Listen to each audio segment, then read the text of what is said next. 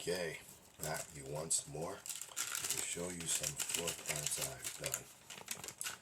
This is a basic floor plan of an apartment or condominium, small condominium. You got your living room here, your sink, and your stove, and your fridge, and you got your dining room.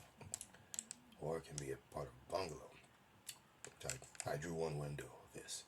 So, this is the first drawing I want to show you. And second, finally, show you this one over here of a bigger condominium or a bigger house. Got your living room, your dining set, and you got your kitchen sink here, your stove, and your fridge here, a dishwasher. And this is the basic, another floor plan I drew here.